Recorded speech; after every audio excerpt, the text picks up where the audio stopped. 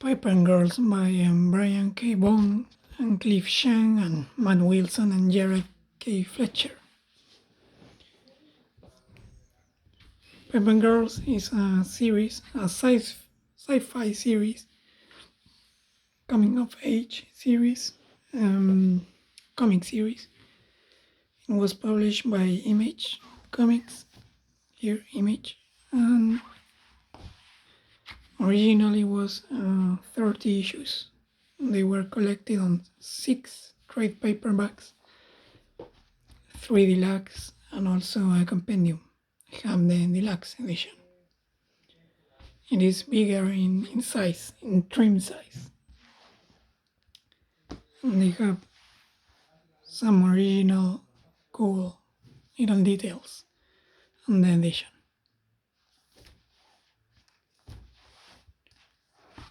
Really gorgeous finish on the covers.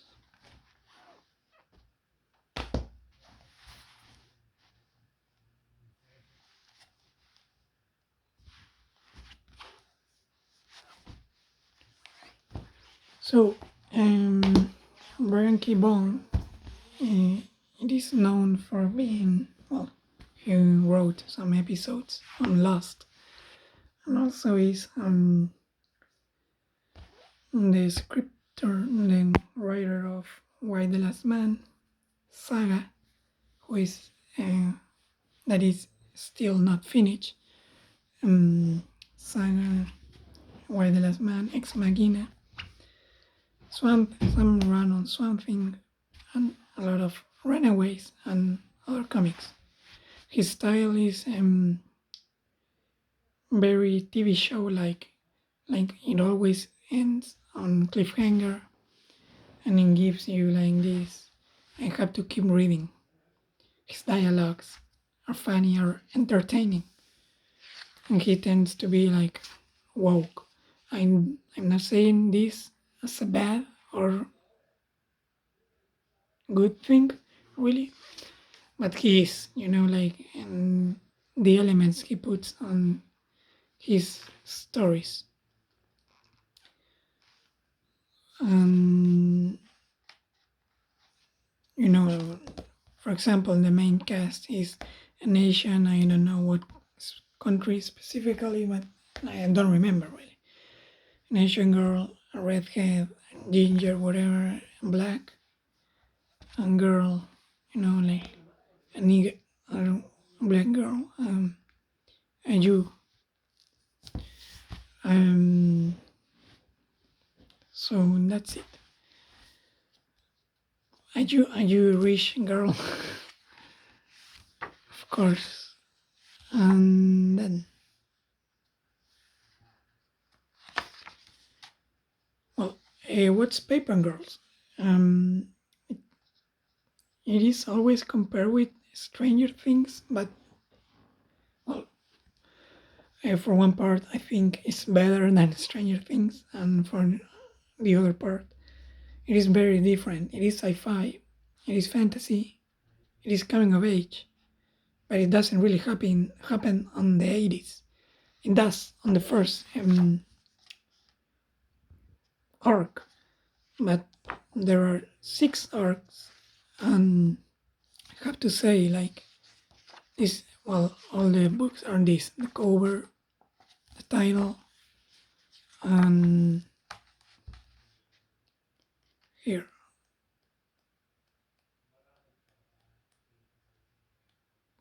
Again, chapter 2, the cover, the title of the episode. All books are the same structure. And what was I going to say? Oh, yes. It is a time travel story, basically. These kids live on the 80s and then get invaded by some aliens at first. We think are aliens. And some people from the future. So, time travel, that's basically like the main sci-fi plot. And that makes like these girls traveling through time after the first arc, they get separated, that kind of time travel story, then go to meet themselves, but as adults, you know. So it touches on some topics like, am I proud of myself? So they meet, or some of them meet, like their adult selves, and that's basically it. Like time travel. For me, that's the main difference, and what makes this an even better story because in every arc, is a different location, a different kind of story. Sure, arc 3, and we still get some flashbacks, to get to know the characters. But that, here they live on some prehistoric times. And they go to JK to South and or JK2. I don't know how that is pronounced, but it's in the year, from 1999 to 2000, that time, that period where everything was really weird. Seemed like the world was gonna end.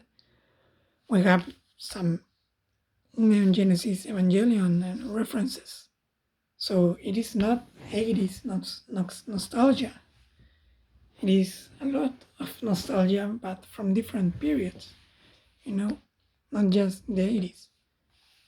Evangelion was like a 1999 anime, I think.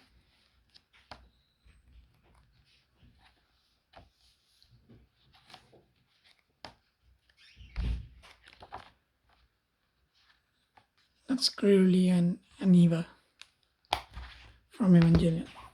And we have this, it is pretty confusing for some, this kind of story, because we got, I don't know, the main antagonist. Chronologically, he meets these girls, for example, on arc 4, or maybe 3, or some kind, but when they met him here, but he meets, it's, for some it's confusing, for me, not really. I mean, you just have to read it good. But I think it is an understandable story, because Brian K. Vaughan is not trying to confuse you, really. Just doing some time travel plots. Then get to the far, far, far future, Arc 5 and then 6 closes everything. Everyone is separating, and everything has to come to a close in the end. I will not spoil, obviously, but I wanted to give like the scope of the story.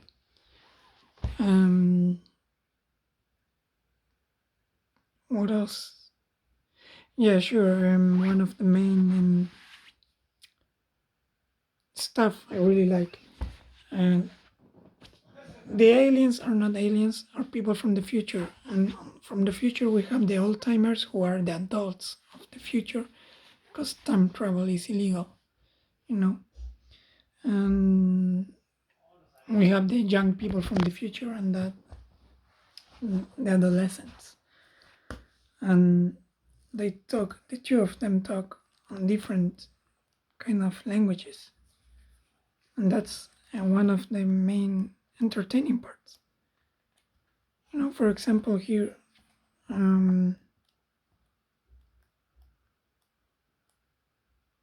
here are some teens from the future, young people from the future, and they talk this alien language, where you can decode, like I did. And we have also these characters called the old timers, who in the future are adults, but if you think about it, they are younger than the present people. So they talk different and they talk like the internet kind of language. When it was published, I don't know, 2016 maybe, and they talk this and degenerated English with the internet.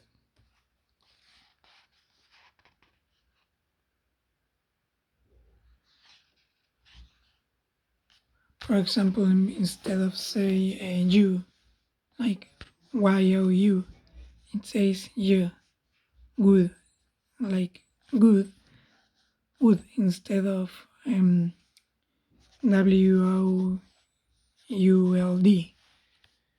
You know, it is different kind of English. Giant instead of you ain't or you aren't. The instead of THE. And yeah, E. Kind. What can in a human being come? Girl instead of GIRL. Also, they use like willn't instead of won't. Like when XD was XDn't instead of to say something was unfunny. There are a lot of stuff there. Brian Kibon plays a lot with it. Um, well, I don't really want to spoil a lot of stuff, but it is a cool little series. At least for me, I recommend it. Now, on the extras of this edition and why it is worth it, even more so than other series that don't really deserve the deluxe treatment, or the deluxe are disappointing. The art gallery, we have the first designs, some promotionals before the series start, so we can see some changes. We can see also like the design of this first cover for this first deluxe edition, and here's some detailed comments of the artist on the leather, I think, designer, some rough covers design, and also we have some samples. I love they are samples and not full script of some pages, like how much changes from what Brian Kibon Vaughn writes to what Chiang interprets from these scripts. So yeah, every deluxe edition has different extras, and that's cool. It is not just pinups. I hate that. Like, again, covers for every single issue, like the rough covers, and we got this color process. And here Matt tell us like the tools he uses. So even if you're not going to be doing comics after reading this, you feel like you're learning about how to do comics, and maybe you will be inspired to do comics. Of course, he gives you like the softwares he's using, and maybe you can use them also. He gives you tips like recycle your palettes of colors, or how you don't get to this before you have to do this, like the flat colors. It is all a process.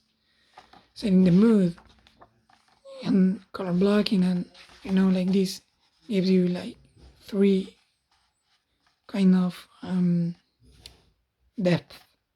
This is closer to us, the purple, all the yellow is on the same level, that kind of stuff. And also this, like, for example, this character is ginger, but it is not always the same color. It has to do with the lighting of the room, how it will be like seen, you know. So they are pretty cool insights. And we have also this Deluxe Edition 3, and it seems like it will be just drawings, but no. It also has these designs from the single issues, the leather pages. And then they surprise us. They reveal like the alien font, and also they told us like the process, all the designs they were like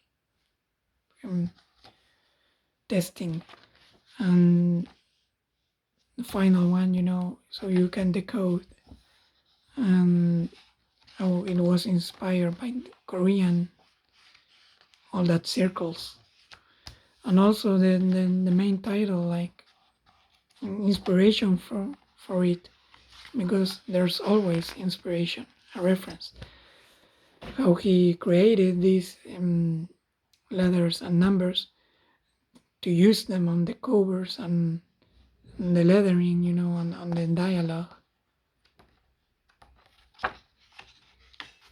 and how he finished them. He always tell us the tools he's using, and the creators some pictures of them. It is a great series, and it is a great edition with great extras. The Saga Deluxe editions doesn't really have that kind of extras, like interesting extras. This one has, and I think gives you another perspective and make bigger this work, like the extras that the Kira box set has. Maybe someday I will do a video about it. And the extras on Paper Girls are the best part. No, not the best part, but one of the best parts of reading Paper Girls. So I would recommend to find the deluxe editions, so you can have that experience. Well, without that aspect, it is still a great series. Cliff Chiang draws every single issue. He's a great artist, and he gives a lot of space to the colorist. It is a really good teamwork what we have here. Sure, great series. Maybe Brian K. Vaughan best long series. Saga is too long to say it's his best. And this one has great art all the way through, because why the last man doesn't really have that great art.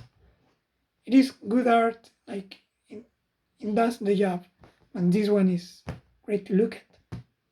So that's it, Paper Girls. It is, I recommend.